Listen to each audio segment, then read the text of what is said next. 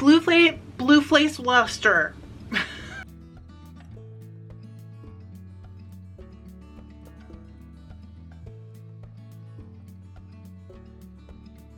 Hi, welcome to FiberLoveDiary. I'm Trish if we haven't met, and if we have met, welcome back. How are you? This is breed study I don't know. We got a bunch of breeds from Paradise Fibers in the, I think it was the September, it must have been the September package. If you saw, there was one 2 weeks ago where I took 2 breeds that weren't included in the original breed study and I spun them the same way I did, basically in the same format. Just to catch you up, I still have 2 breeds left. There's Hebridean and the other one's Shropshire. That one's gonna go into a sock study video because if you remember the sock study, I do like a kind of a separate process with those. It's a little different. It will be included in the breed study playlist though. I decided to add one that wasn't in the original breed study to the Hebridean for this week. It's one that I'm kind of surprised wasn't included and then kind of not, because most spinners have already tried it. So I feel like it does make sense to kind of not include it. It's BlueFaced Leicester. I actually sell this in my shop. So I pulled it out of inventory. There's an ounce here to spin and we're gonna look them up, do the whole thing, then we'll talk about it at the end. Ready? Let's go. When I do these, I use the Fleece and Fiber source book as my primary information source. If I can't find what I need there, I think I will be able to in this case, but if I can't, I go to either Wikipedia, just the internet in general, or the Spinner's Book of Fleece. I will let you know if I have to use any of those resources. And there is a study sheet. There's a Pinterest link below, so I'll make sure that's linked. There's a playlist for all of these videos. I think there's gonna be like 20 when it's all said and done after this. Gosh, at least 20. It might be more than 20. I don't know if that's it because it was such a long gap in between the 2021 breed study and then picking this up again. If I missed anything, but I'm trying my best. Let's get into it. It's been super educational for me. I have loved doing this. Even if you've tried most of the breeds, I think it is worth doing back to back to back to back in this way because there's a lot of things that I was able to compare that I can't say I really did before, because you know I spun Polworth before, but did I spin it right next to Perrindale? Probably not. So I had all those comparisons to think about. It really made things look different. I learned a lot. If you've been around my channel for a while, if you've been around the Facebook group, if you've come to lives, you may know our wonderful Lisa McCaskill. She has also run our, they're not exactly swaps, they're more like gift exchanges in the past. And she is from the Hebrides. It's an archipelago off the coast of Scotland. So she has that really cute and adorable accent. All those things that go with being from Scotland, you know. So that is where the Hebrides is, and basically it says this is a conservation breed. I'm gonna take it out. It's a kind of harsh climate, so I would expect the wool to reflect that, and I think we've been through enough breed studies to kind of understand what I mean by that. Oh, it's 500 islands. Wow. Okay, and it says the most are uninhabited rock spits. Okay, there's the inner and the outer Hebrides. You've probably heard of that before.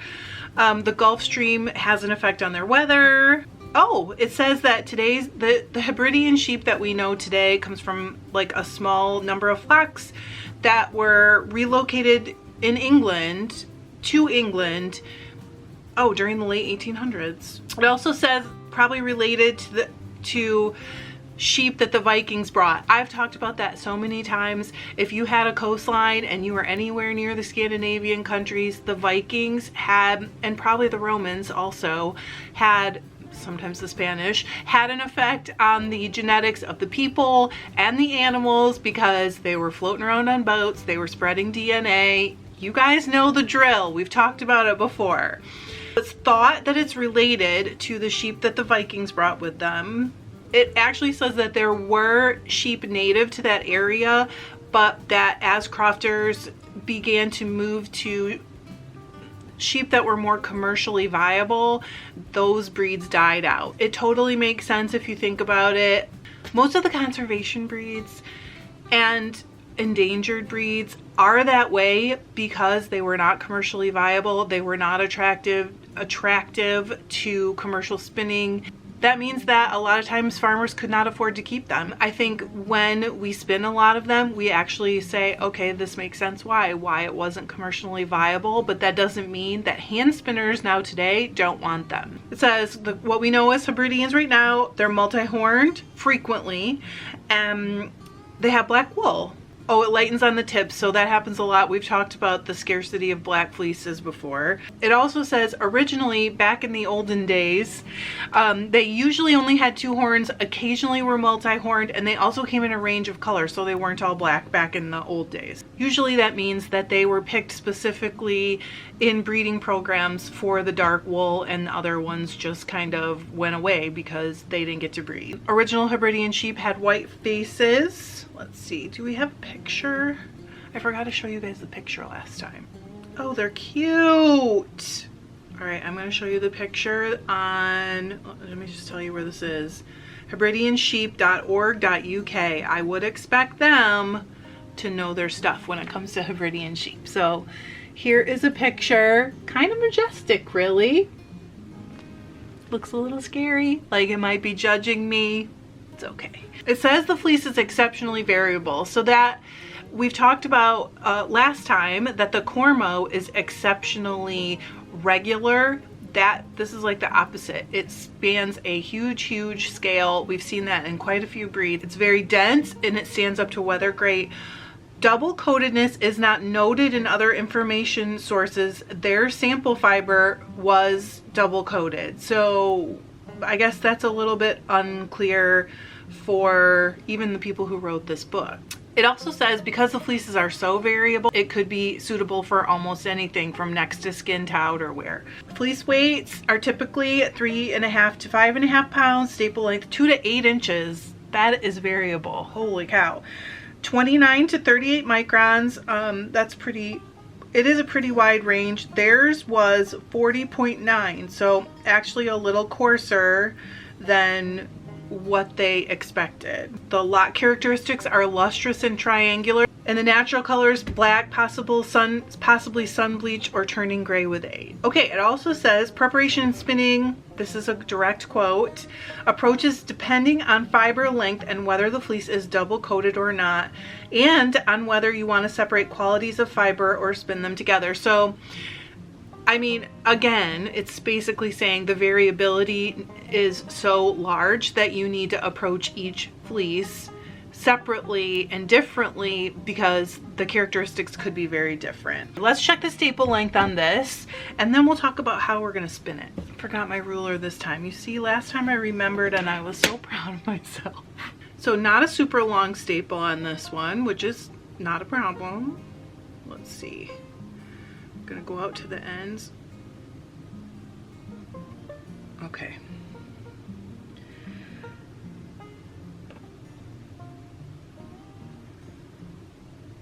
This is a 4-inch staple, so that's good to know. I'm just feeling how it drafts and how it kind of feels. I would expect this to be pretty dense. There are a few light hairs, but again, like it said, it could have some gray or like some age, you know, aging gray or some bleaching of the tips. I think I'm gonna do a worsted draft because of the staple, really. I also, the way I'm looking at it, it is giving me a small amount of luster. Yeah, you can see it. See that? And I think that the worsted draft will preserve that the best. So it's going to be a dark yarn, but it's going to have a small amount of like sheen to it, and that's kind of cool. So I think that is what I'm going to do. And you ready?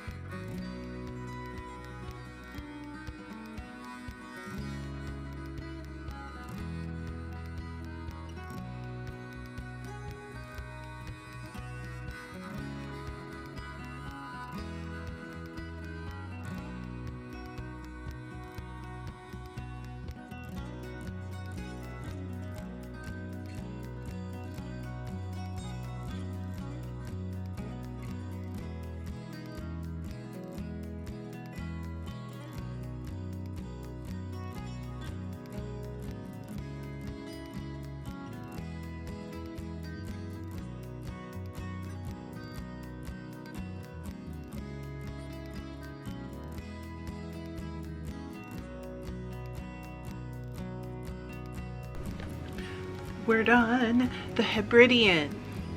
So I got 70 yards. I did not do the reps per inch. I am gonna say it's somewhere around sport, maybe DK. I was pleasantly surprised with how much I liked it. It is way less prickly than I thought it was gonna be. I mean, I wouldn't necessarily say it's next to skin, but for me it would be fine for socks. I would love to see how it felt, or if it felt, if I did try to knit a sock out of it. That might be an experiment that I need to do, because I think it would make really, really nice hard wearing socks, and it's not, for me, it's not too prickly to wear for socks. I think I said it already, but 70 yards, and I really like it. I will probably spin this again, and it probably partially from the worsted drafting style does not have a lot of spring, you can see, but that's okay. I mean, it's only that you want that sometimes anyway. Sometimes you kind of don't. And again, that's not bad or good, it's just info. So I really liked it. We're done with the Hebridean. I am going to move on to the BlueFaced Leicester. This is actually from my shop inventory, but it is very, very nice example, and it is comb top just like all the rest, so it's like a good fit for the breed study with the parameters that we've used up until now. Interesting information. So the first thing it says in here is that while their faces appear to be blue, it's actually a tiny haze of white hair over black skin. So their faces are not blue, black, or white, which is kind of cool. The way this breed was developed, it says breeders around Hexham in Northumberland, the northernmost county in England, they started selecting for the blue faces. They must have been pulling them from just like the Leicester long wool families. It says sometimes they're referred to as the Hexham Leicester, blue-faced Maine, blue-headed Leicester, or blue-headed Maine. I've literally never heard any of those. It says it's a favorite because it has lovely, fine, long wool. It is a favorite. It's a freaking favorite for me. You guys know that if you're a new spinner, I always recommend you try BlueFaced Leicester, Corriedale, and Romney to start. I think they're great entry breeds. They're not the only great entry breeds, but they are the three that I find are like ubiquitous, so you can find them all over. If you've ever seen the locks of a BlueFaced Leicester, and it is about to talk about that, they make what they call pearls. Let me see if they made a picture. They did. Okay, so they have a really cool characteristic, and it's called pearls, the locks they call them. So let me show you what those look like. See this right here? And how those curls kind of hang together, and they make those like shiny, small little, kind of almost like a string of pearls. Isn't that cool? That's one of the things that is, I don't know if it's exactly unique, but when you see a BlueFaced Leicester fleece, it's gonna have that. I've processed a bunch of this myself. It's very, very fun for me to process. I love it. It's a favorite to spin. I said that already, I know. Broken record. It also says it's a very predictable fleece, which is great. It also says it's very easy to find, which it totally is. Holds up to intense wear, soft enough to be comfortable next to skin. I think that's true. There is a section in the BlueFaced Leicester section of this book about Robert Bakewell. So he had a huge hand in the Leicester sheep farming industry, and it's really kind of interesting if you're into this kind of thing, which of course you know I am, but it isn't specific to the BlueFaced, so I'm not going to read it. The fleece weight is typically 2 1/4 to 4.5 pounds, 3 to 6 inches. Yeah, 3 to 6 inches sounds right to me. 24 to 28 microns, and it's got those, they call it locklets, those tiny little locks that hang together that way that are so pretty, and I just love them.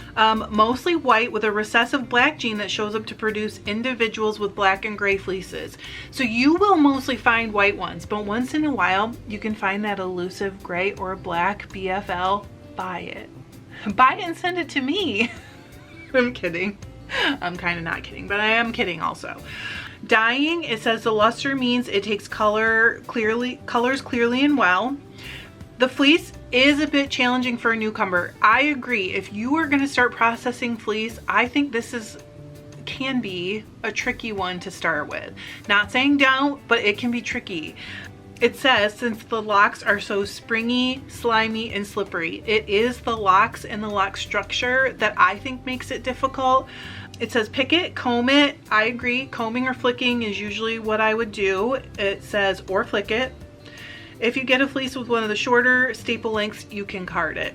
Okay, for knitting, crocheting, and weaving, it says it's very adaptable, well suited for garments that need to be soft, but also must stand up to wear. It's known for its unusual fineness for a long wool, so where it fits into the long wools is very fine, and that is like, makes it my favorite long wool.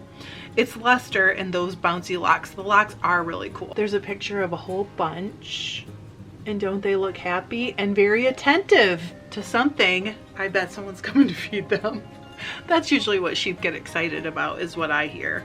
Okay, so that's everything in the book about the BFL. Let's see what the staple length is on the BFL from my shop.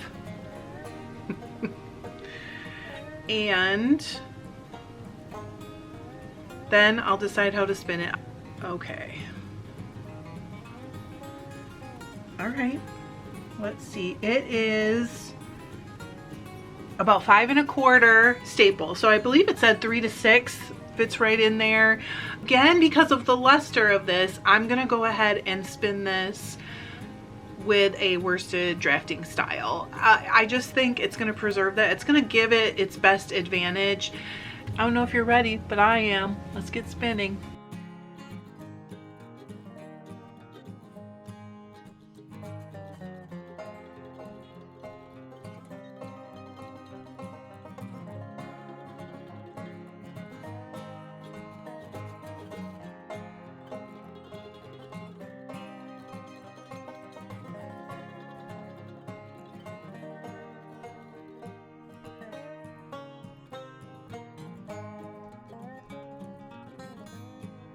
BFL, it's an old favorite. Everybody knows I dye it all the time. It takes dye really nice. I love spinning it. It's really nice to spin. Super squish. It's got a slight sheen to it, and it's really, really nice. These actually came out, the yarns themselves came out very close in diameter, but look at this. You can tell the BFL just did spring back quite a bit more. The hanks are wound on the exact same diameter of Swift. Really love it. To me, this is next to skin, and really, I mean, what can you find bad to say about BFL? It felts. I mean, it probably will felt. Thank you so much for joining me for these breed studies. And for those of you who are willing to come back to breed study, I know that you are lifelong learners like I am, and I love that about you. We talked about it in the live on Sunday. Like, it's really part of who I am as a person, and I love that so many of you guys are in it with me. I will see you guys Sunday for the live, and I hope you have a great week. Honestly, you're my favorites, and I appreciate you so much. Thanks. I love you. Bye.